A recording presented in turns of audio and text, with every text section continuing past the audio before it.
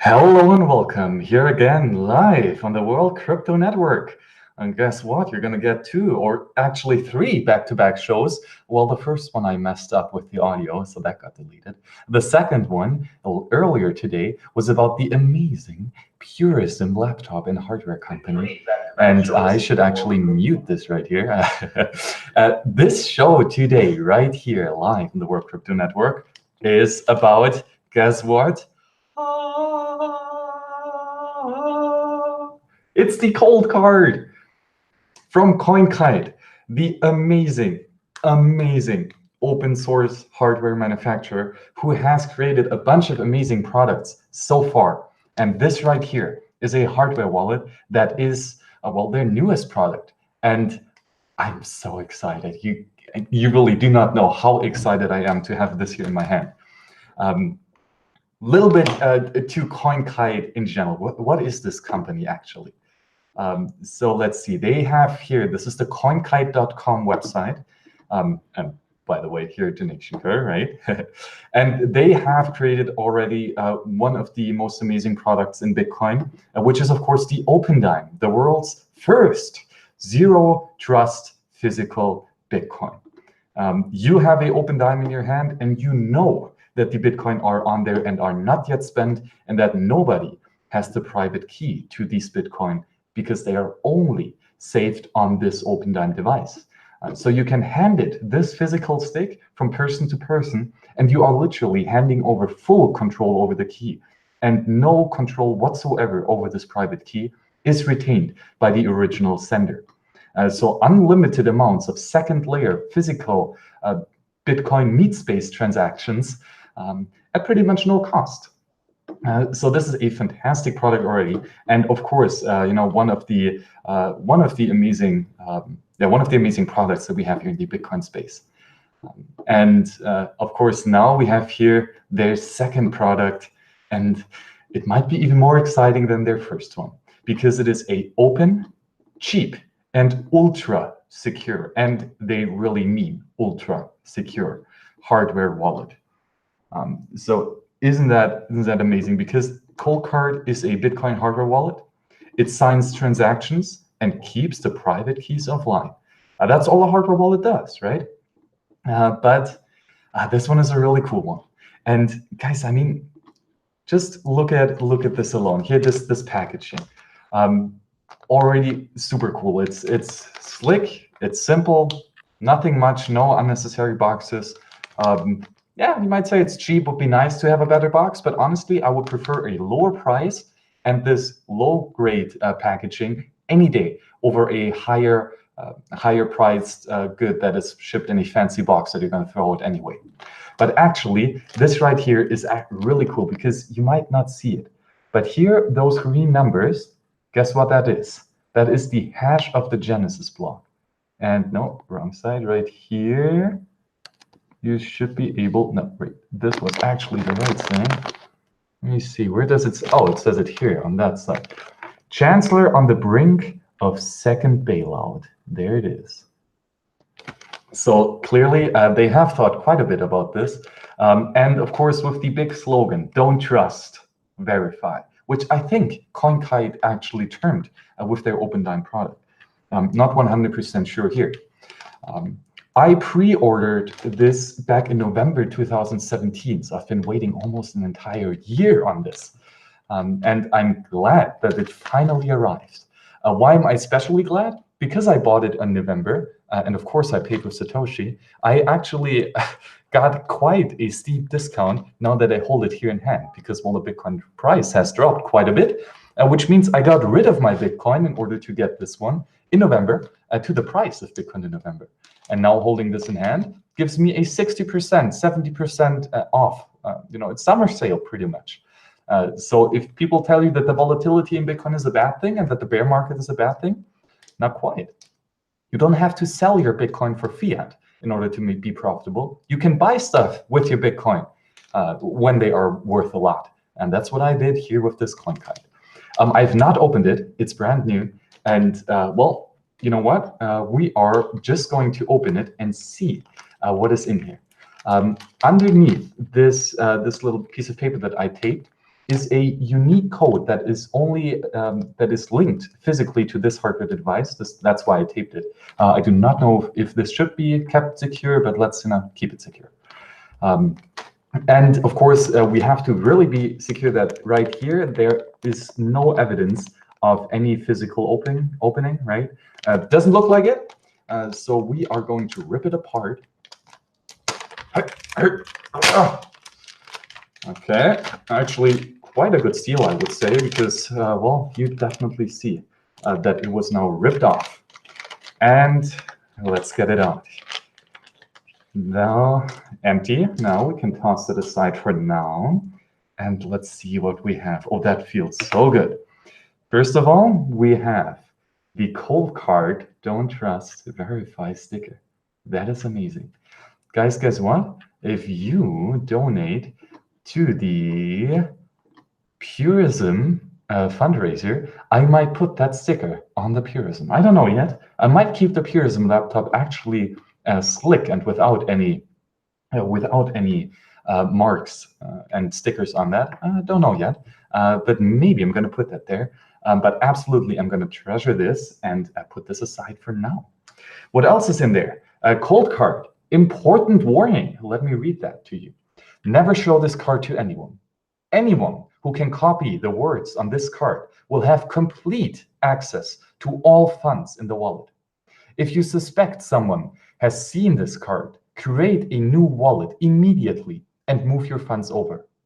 Never share any part of the words on this card with another party for any reason. The PIN code is not required for recovery of the 24 words. The anti-phishing code words will be different for each cold card. Oh, interesting. Now I'm curious if these anti-phishing words, these anti-phishing code words are, if I can change them, because now doing the setup online, right, in a live show, it will of course be it will of course be not secure, and it will be in a complete online environment, right, with cameras, microphone, everything. So after I do this setup, I will have to redo it.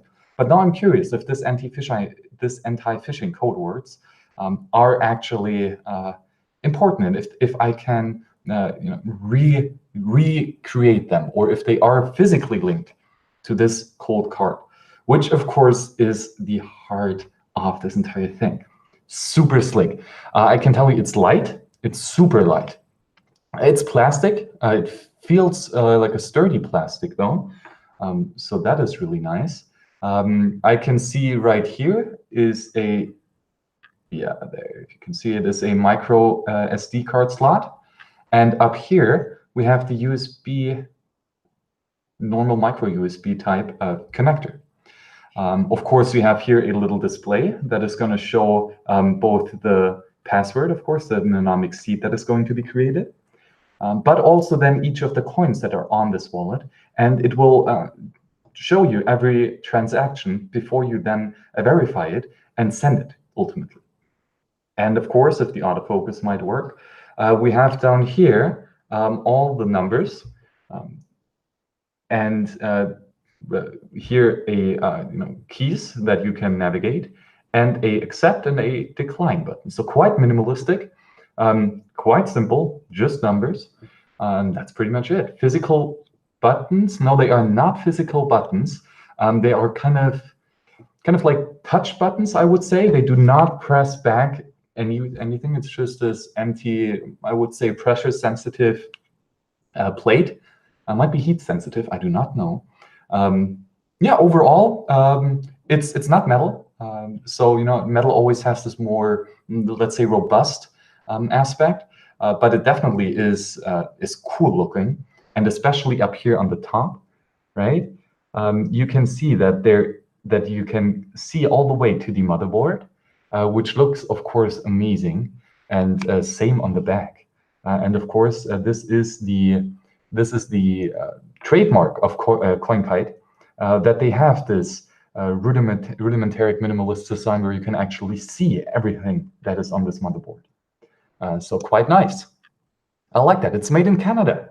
Mark 1, revision E. So this is actually the first round. that they produced. Isn't that nice? I really like that. I like the overall feel. I like the overall design. I think it's cool that you can see all the way to the motherboard. Although it is not that, although it is not too, let's say, heavy and too robust, maybe. And of course, here we see exactly that again. So you have here the high resolution image as well. The world needs an open, cheap, and ultra secure hardware wallet, and I do think that we found this. So now that we've done the unpacking, let's go into what is actually different in this. No special software required. So this means that you can connect it to any wallet. We're going to use the Electrum wallet, Bitcoin wallet right over here. I see that the PSBT transaction, BIP 147, is stored on a micro SD card. No companion app on your computer works with the major. It works with the major wallets already. Electrum and more to come. It's cheap. It truly is. Let's check what the current price is. $70. Okay, yeah, that's actually quite doable for a hardware wallet. And again, you can store billions of Bitcoin in there. No, millions of Bitcoin. It's ultra secure, real crypto security chip. Your private key is stored in a dedicated security chip and not in the main microflash. Cool. Easy backup. The micro SD card slot for backup and data storage. This allows truly offline signing by transferring the unsigned and signed transaction on SneakerNet. Cool, I would have to look into how this actually works, have no idea. And of course, it is open source software, design, run MicroPython, and you can change it. Cool. Other features, it has a full-sized numeric keypad, right? We've seen that, easy entering the PIN. It has a larger OLED screen. Well, to be honest, it's not too large, right? But it's doable. Compared to the Ledger, which I have, I think I have it right next to me somewhere. Let me check in my bag. There it is. So let's actually compare here the Ledger Nano S with the Coldcard. So clearly the Coldcard is quite a lot bigger. If we fold up the Ledger is a bit larger on this side, and well, you know, like this. It's tiny. This one is more for a keychain. This is more for keeping in your safe deposit box at home. And let's compare the screens. I mean, yes, the Coinkite screen is a bit bigger. Not too much though. A tiny bit. I don't think it matters too much.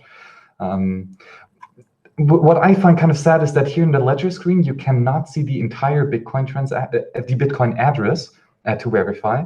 So that's always a bit annoying that it has to scroll past here.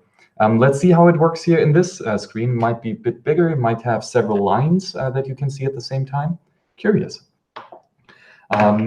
Okay, let's go back to screen sharing. And let's see what else. Other features. You can sign text messages to prove control over private keys. That's amazing. That's really cool. A proof of funds, basically. You can participate in multi-sig wallets with other signers. Well, yeah, but I guess that's true for all hardware wallets. I think so, right? It can encrypt and decrypt secret messages that are stored on the micro SD or otherwise. Cool. How it works? So it's a secondary wallet feature to limit the damage from the rubber hose attack. And what is that? It's, of course, a crypto nerd's imagination. His laptop is encrypted. Let's build $1 million cluster to crack it. No good. It's a 5069-bit RSA. At last, our evil plan is foiled. And so clearly here, because he has such a good encryption mechanism here, it's almost impossible to crack it, to brute force it open. But what would actually happen, because we live in meat space, his laptop's encrypted. Drug him and hit him with this $5 wrench until he tells us the password. Got it? And that's actually quite simple, right? And that's the master plan. You can have ultimate security. After all, you live in meat space. And this means that people can hurt you. And if they can hurt you, they will do so. And you might want to give up your Bitcoin if they hurt you a lot. So what Coinkite provides here for a solution against the $5 wrench attack is that it provides an optional secondary PIN code. That is cool, right? And if you enter this secondary PIN code instead of the real PIN code, nothing special is shown on the screen and everything operates as normal. However, the Bitcoin key generated is not the main key. It is effectively a completely separate wallet. So a new separate wallet, a new 24 sets of mnemonic seed is being created out of this. And of course, to take best advantage of this feature, you should put some Bitcoin into the secondary account. Not much, but a little bit, because then the attacker is fooled that you actually have given him the correct Bitcoin PIN code, right? How much you're willing to lose or what you need to make it plausible, we don't know. That's something that depends, of course, on your Satoshi hodlings, right? So quite curious. The duress wallet will still be derived from the original BIP39 words, so you don't need to back it up separately. Oh, okay, sorry, then what I said just a second ago was actually wrong. It is still the same set of BIP39 words, the same set of mnemonic seed. So you will not have to back it up. It will just take another derivative in the hierarchical deterministic wallet structure to create here this so-called duress wallet. Cool. Key storage. We find it a little scary that existing Bitcoin wallets trust on the main microprocessor with the valuable secrets. The Coinkite Coldcard uses microchips to store the critical master seed, which is, of course, the root of the BIP32 hierarchical deterministic wallet. The chip is very powerful, does SHA-256 hashes. We know that in Bitcoin, right? Combining those features, we can enforce cryptographically the attacker must know the PIN to access the secret. An attacker cannot brute force all 10,000 combinations of the 4-digit numeric code to search the space. Is 2 to the power of 256, not 10 to the power of 4. And if you know a little bit about math, 2 to the power of 256 is quite a lot.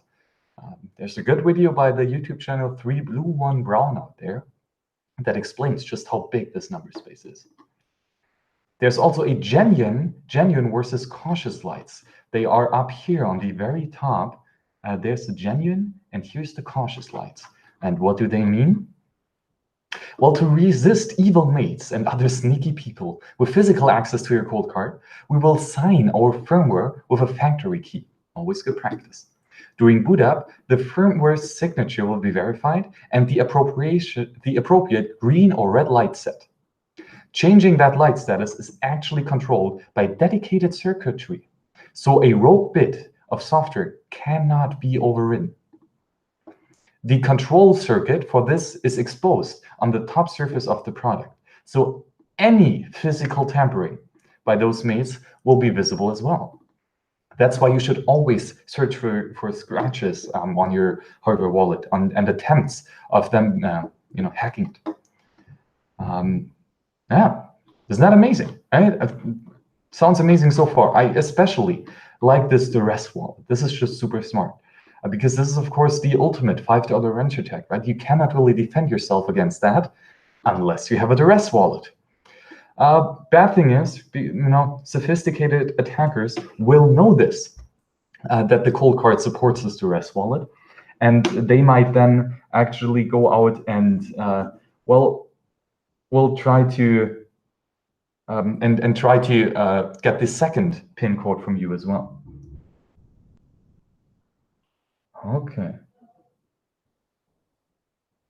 Okay, so I would say let's get it started. We're going to start here with, scroll all the way to the top, quick start here. Already talked about the back. It's tamper evident, tamper secure. Right here, this code and this number right here is the bag number. This number is important. Please make note of this number because the Coinkite factory has recorded this number into a secure area or flash memory of your cold card. So this is important, and good that I actually taped it shut so you do not see this, because it seems like it has to be secure. Before opening it for yourself, please inspect the bag for damages. We've done that, right? After you open the red seal, it will show the word void, and yep, it does that. If you find anything out of place, please contact support kind with your photo. Well, of course, everything is fine there, right? Okay, power up. So what we have to do now is connect a power supply to the Coldcard. That can be apparently, it doesn't have to be a computer that you connect it to, because it does not need data already. It could be just a normal wall charger that you plug it in. So let me turn off screen share. And here we got it. Here is the USB stick, and we're gonna plug that in right there. Oh no! Oh no! The cable is not long enough. That sucks. Well, unfortunately, I cannot show you this way how this all works. So guys, I'll be back in just a second. Or let me see if I find a longer cable here. Perfect. Always good to have long cables. I really hate these short cables. 3 meters, come on, that's minimum. That's really nice to have. So let's unplug that, replug. And now let's hope that this also works. Plug it in. And perfect. First it says verifying. Okay, let's read this. By using this product, oh, interesting, by the way, you already see up here, the genuine line is green. And you see the refresh rate here. Cool. So by using this product, you are accepting our terms of sales and use. Yeah, of course. Okay, and first feedback for touching these buttons. It really is only a touch thing, so you do not get any physical feedback. Read the full document at https://coldcardwallet.com/terms. Press OK and accept and continue. I'm fine with these terms, and I'm very, very much glad that I have that they asked me first, right? Okay, so now I will not show you this because now it actually shows what is it called, the bag number. Yes, exactly. Your need should have arrived in sealed in a bag with the above number. Please take a moment to confirm the number and look for any signs of tampering. What else does it say here? Take pictures and contact support Coinkite if you have any concerns. By the way, you can press and hold the keys here to scroll faster. So let's verify if this is correct. It is. Perfect. We're going to press OK. Wow, and now we have a couple options. As you might see, we can either choose a new pin, if it will be so kind as to focus on this amazing product that I'm holding in my hand. Autofocus, come on. Perfect. So you can choose a new pin. You can go to advanced, or you can go to bag number, or to help. Well, let's first choose a pin code. And I'm going to read now. Choose pin. Pick the main wallet's pin code now. Be more clever. But an example, 123/4567. It has two parts, the prefix, which is 123, and the suffix, which is 4567. Each part must be between 2 and 6 digits long. Total length can be as long as 12 digits. By the way, always use as many digits as you can. It will be much more secure. Exponentially so. The prefix part determines the anti-phishing words you will see each time you log in. Oh, cool. So these are the anti-phishing words. They will be now, as I understand it, set when we now create this new pin. And every time that we log in with our pin, it will show us these anti-phishing words again. And we will then have to verify if they're correct. So I guess this will take out the man-in-the-middle attack. Wow, cool. Your new pin, oh, that was too far. I scrolled too far. protects access to this Coldcard device and is not a factor in the wallet's seed word or private keys. Interesting, okay. Cool. So this anti-phishing word or anti-phishing attempt, anti-phishing code words, I guess will then be new every time we change the PIN. Cool, so you can change these words as well. Nice, I like that. Okay, now we have to see right here, enter the prefix. I will do this one and write it down on this here, very nicely created set of 24 words. By the way, I always keep such papers in my pocket, just if I find someone who I want to onboard to Bitcoin and integrate with their first wallet. Up here in German, I have written the instructions and what this is all about and how important these numbers are. And then they have space for these numbers. Super convenient if you want to do a fast setup and onboarding people. Keep these things handy, really useful. So what are we going to use for the prefix? Guys, anything in the, what prefix do you want in the chat? Come on, let me know. Or no, I'm just going to take, let's say number, what is a good number? What was the first hash in, no, the first hash was a 0. Well, that's kind of boring. Let's take a 5. That looks nice. Let's take a 4. And let's take a 2 and a 0. That should be the PIN prefix. 5, 5, 4, 2. Oh, no, actually, you know what? Because AZ just... Can I cancel this? Oh, yeah, I can. Okay, so when pressing this X right down here, you can actually cancel the words, the numbers right here. So because AC says 1984 in the chat, we're just going to take 1984 as the prefix. 1. There actually seems to be a little problem with accessing. Choose your PIN, yes. So to be honest, I'm not too big of a fan of these buttons because as they, they do not seem to work all the time. So that is fortunately a bit of a shame, but let's try. Okay, enter prefix. And we said, and now just a 9 just randomly appeared. Okay, that is weird. So to be honest, I do not like these buttons.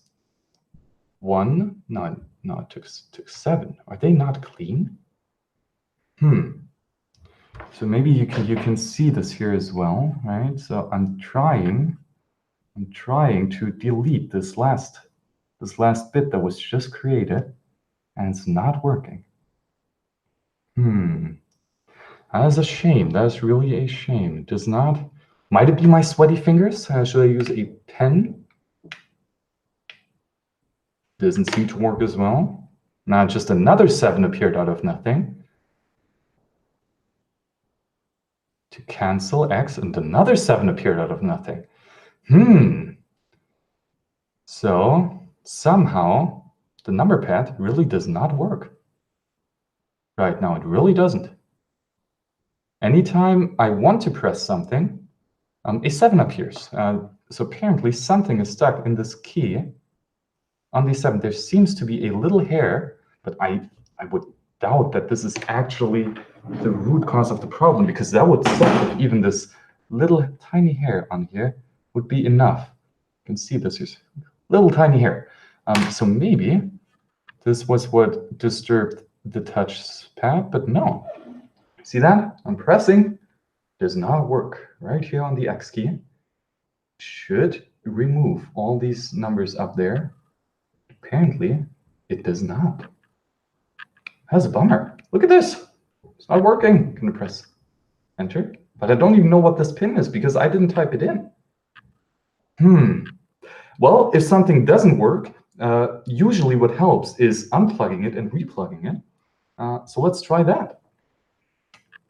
Pull the power, says 23 UVAS. Oh yeah, that's what I'm doing. And now let's replug it. Verifying. We got the genuine light. And now we can go directly again into choose pin. So enter the prefix. 1, that worked. 9, that worked again. 8 and 4. Perfect. Okay, I guess now it actually really worked. So unplugging it and replugging it, I guess, is the way to go. So now what we get right here is this new, write these words down, exotic cat. Well, I do have a cat and a dog, but I would say I'm more of a dog person than a cat person. But nevertheless, these words are given to me by the oracle, which is random numbers. And this is, as far as I know, the anti-phishing phrase. So let's clearly label that anti-phishing. And let's write down exotic cat. Always double and triple check your spelling on these all this stuff, because even if one little thing is messed or missed, or change one letter, entire thing falls apart. That's how math works.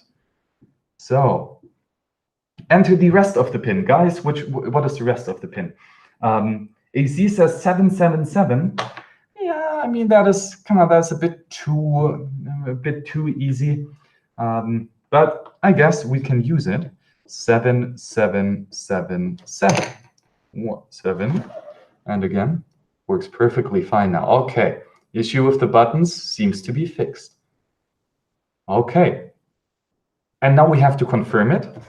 So now enter the pin prefix, which is 1984. Perfect. Recognize these.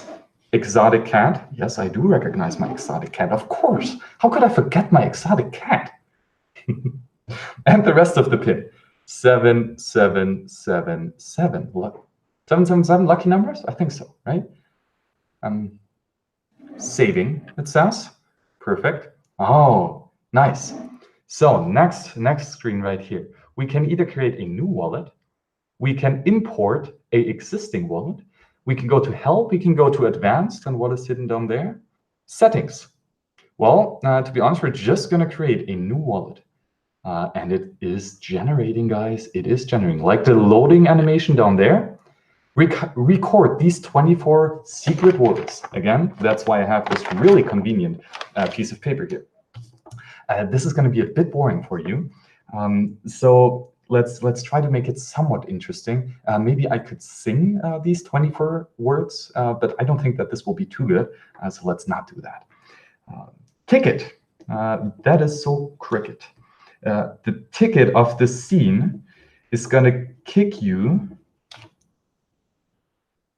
with so much energy that someone will spot the strike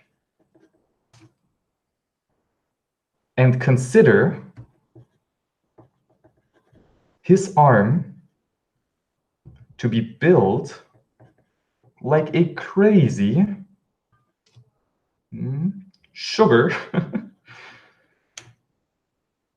that is twice as verbal as the pitch of a lounge village,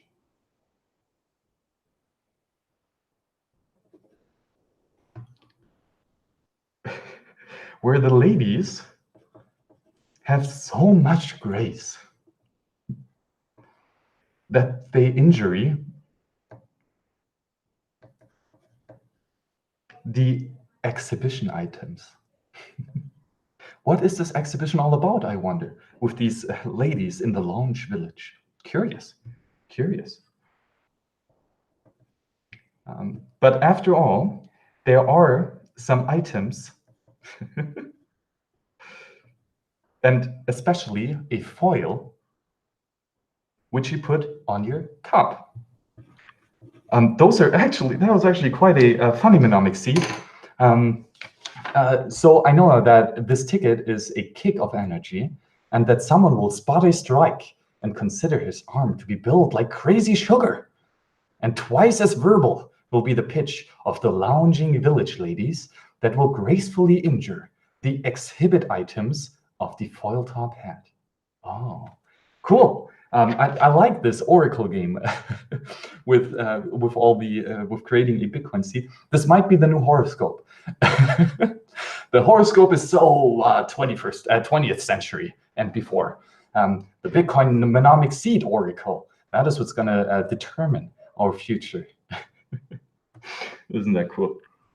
I like that.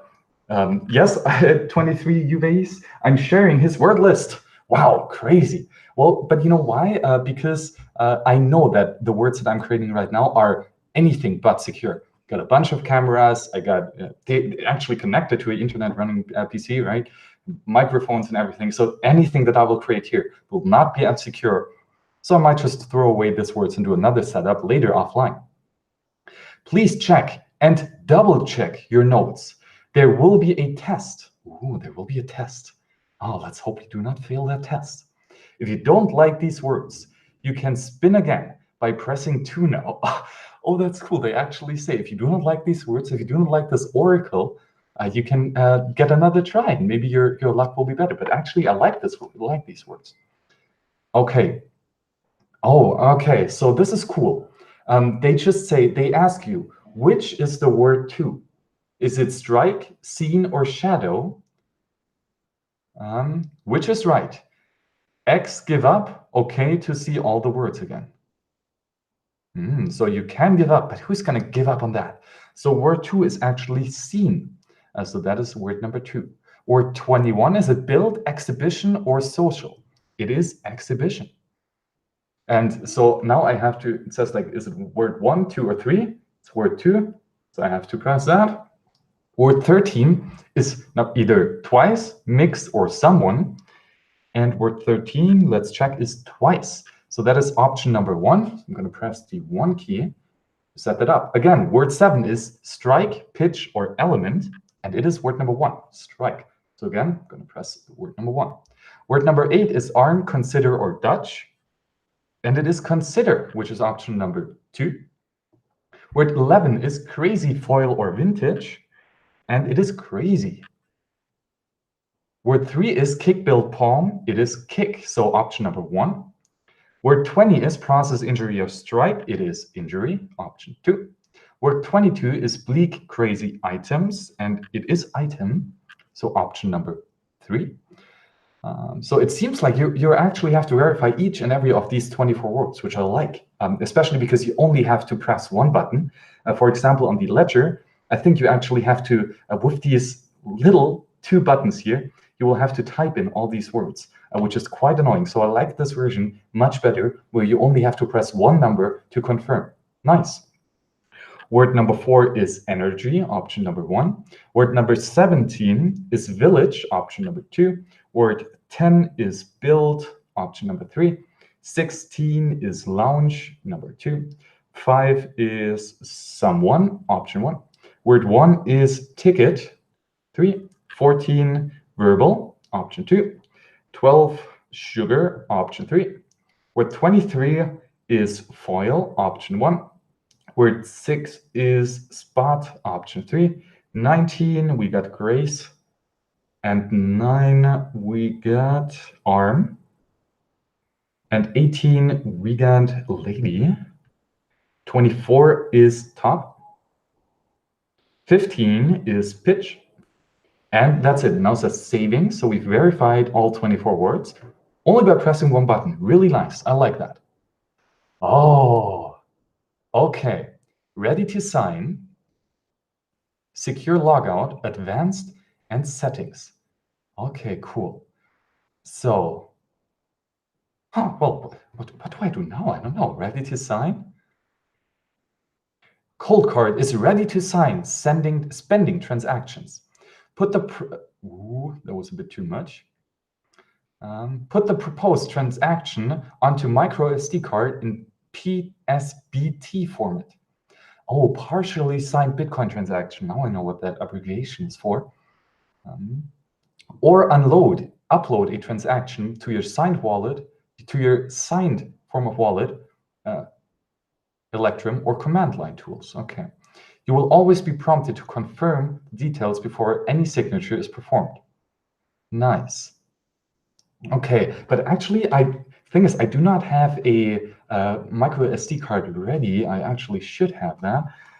But let's see. I got the initial pin. Let me share the screen with you so that you actually see what I'm doing here.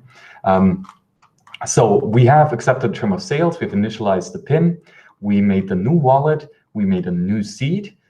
We could have imported that, but we were not. Okay.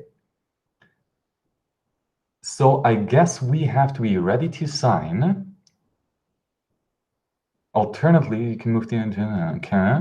And I guess we're just going to use the Electrum wallet. So let's open this up right here. Default wallet. Well, this is a wallet that I use with my ledger. But I guess that's default. New hardware device detected. Oh, cool. To trigger a rescan, press next. If your device is not detected on Windows, go to running Linux. On Linux, you might have to add a new permission to your UDEV rules. Oh, that's actually something that took me quite a long to find that fix because I never could connect my ledger to the Electrum wallet on Linux, or any wallet actually, a software wallet, because I had to add these new permissions. Debug message, keep key, missing library for keep key, Trezor, missing library for Trezor. Oh, no hardware wallet detected. Okay, so I would have to cancel this. I'm going to press ready to sign now on the Coldcard and open this new wallet. No hardware device detected. Still no hardware device detected. Might it be that I actually have to put in this micro SD card first? So Coldcard makes itself available to that computer. The Coldcard is invisible to the attached computer, if any, until the PIN code is correctly entered. Okay. You can use a desktop wallet such as Electrum to pair with a Coldcard and then send it transactions to be signed. Well, I do have this. Let me double check which version this actually is, because oh no, might it be older version that does not yet support this? Oh no, it's 2.6.4. Oh yes, then this is actually the older version. So I might have to create a pull request to install dependencies and install Electrum. Okay, well, let's do that. We will have to run this line of command and press Control V on the terminal. That is actually quite annoying. Guess why my nickname on this one here is Murray.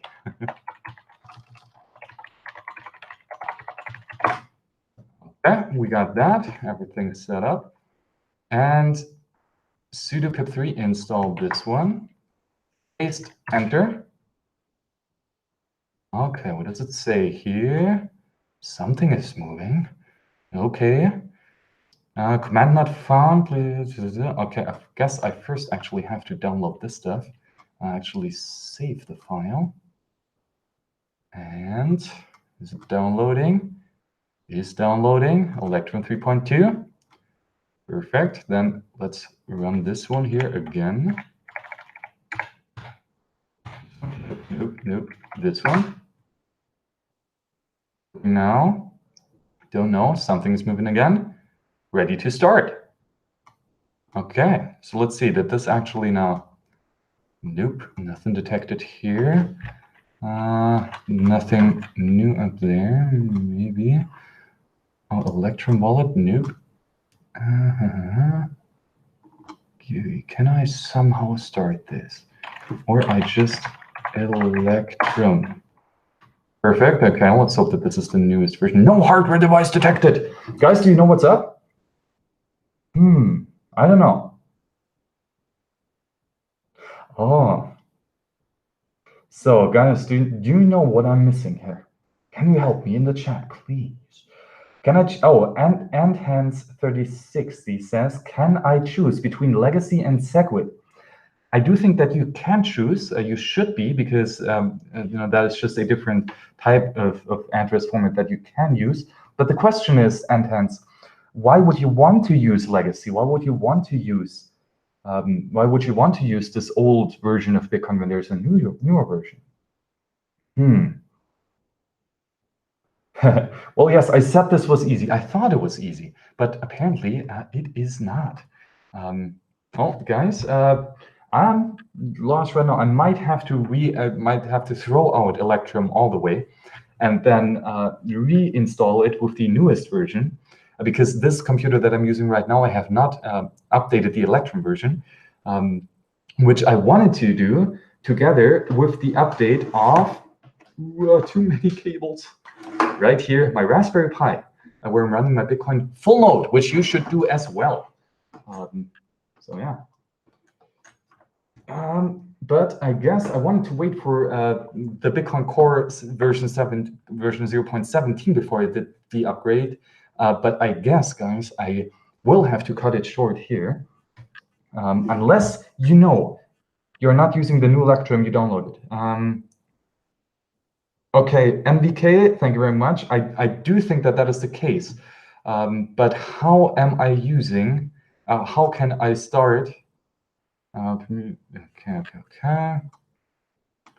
Nope. Electrum desktop. Nope. If you want to be on Linux, start menu, your phone. Okay. Well, we got a command here. Okay, no, not want this here. Oops. Close terminal. Okay, let's try this again. Paste. Install Electrum desktop. Let's see if it works now. Nope, doesn't work. Okay. Guys, I'm sorry. Man, I should actually have double checked if Electrum is up to date. I did not. So here you see, always be prepared. Right? But I guess you are going to get the pleasure of a second video talking about the Coldcard. So what we've done in the first video is, of course, talk about the Coldcard in general, what it is, who made it, and how it looks, what's in the box and everything. We have done the setup. You have now seen the difference between the anti-phishing prefix of the pin, or sorry, the prefix of the pin, which creates the anti-phishing phrase of 2 words. And then the second part of the pin is to verify or to unlock or decrypt the card here itself. You now know that there can be 2 different pins, which allow you to solve the problem of the $5 wrench attack, which is nice. And what else have we learned? Quite a bit. That you should update your software always. So that is nice. And that if you have some little issues with your buttons here, simply unplug it and replug it. It should work. Maybe if you have a bit wet fingers, this might be that it is a bit irritating. That might be, I do not know. Yeah, curious. NVK says, don't know, Linux is garbage. Use FreeBSD or OS X. Actually never heard of these operating systems, but I do like Ubuntu actually quite a bit. But I'm not too much of a technical guy, and fortunately I can code like the basics in the terminal, but really not too much. So yeah, I'm gonna stick with Linux for now, but only, guys, until we have here the fundraiser complete for the amazing Puritan laptop, because then I will no longer be running Ubuntu, but rather the Pure OS operating system. So if you want to see how the Pure OS operating system works compared to the Ubuntu version, then right here you can support for doing the show. Oh yeah, what else? It might also be interesting to set up a paper wallet with this Purism laptop, cut it completely offline, and then run pills on top of it, then generate the private key. So that might be actually quite interesting experience. And one thing that I might show you if I get a chance from you guys to support to buy these shows, that would be fantastic. So we have talked about the Coinkite Coldcard, the newest block, the newest hardware wallet on the block. It's quite nice. I love it. We have gotten a bit with this setup. We have not made it all the way. That is a bummer. But hey, that way you get a second video. Isn't that nice?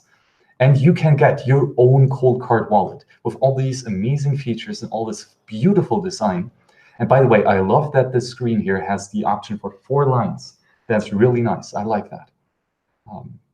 Yeah, and then next time here in this series where we analyze the Coldcard, we will we will connect it to the Electrum wallet. We will then generate new addresses, and we will send some Bitcoin from ATB. Isn't that nice? So that's going to be really curious. But guys, thank you so much for joining me today here, where we started with the setup of the Coldcard. But now after 45 minutes, I unfortunately have to run and go to another call. We're trying to spread the word of Bitcoin, right? So multi-faceted conversations over the day. I might be back, probably not tomorrow with this stuff, because tomorrow I will be going to Leipzig. Because in Leipzig, there is actually the Hayek Summer Congress in Leipzig, the Hayek Summer Workshop in Leipzig. Let me see that I can show you that. It is basically, well, again, it's a monetary policy, financial crisis, and political instability. Isn't that nice? September 5th to 7th at the university in Leipzig. Really cool. I'm really glad that, let me see, that I got a scholarship by these amazing people to go there. And of course, we're going to have many, many nice German professors speaking there. It is going to be in English, though, because, you know, we live in the international world. And we find a Schelling point of only one language that is the most suitable, right? So we're going to talk about monetary policies and credit cycles, imbalances and crises, government failures, the interest group on behavior and lobbying, nice. And they get together with the lecturers, capital flows and overheating, a discussion on financial repressions, monetary policy and inequality, low growth and political polarization, and then the final remarks. Really cool. Many nice professors, many nice lecturers. Really enjoyed the reading for this, which was Hayek's, some work from Hayek and some work from these professors down here who seem to be quite smart. So that's really nice. I like that. And guys, I will do the same as I did with the Mises University, that I will try to do as many live shows as I can, talking to the professors and getting their take on, of course, Bitcoin and all stuff that is related to Austrian economics and freedom. But more important, I also want to get the attendees here live on the show and talk to them about how they like the conference and what they think about economics and Bitcoin. This will probably be a new playlist where we talk about the Hayek Summer Workshop. So guys, I thank you very much for joining me here in this show. And I have to get going, unfortunately. But come back to the next show here for the Coldcard Coinkite by Coinkite. That way, too many C's. It was a pleasure talking to you, and see you on the next one. Bye-bye.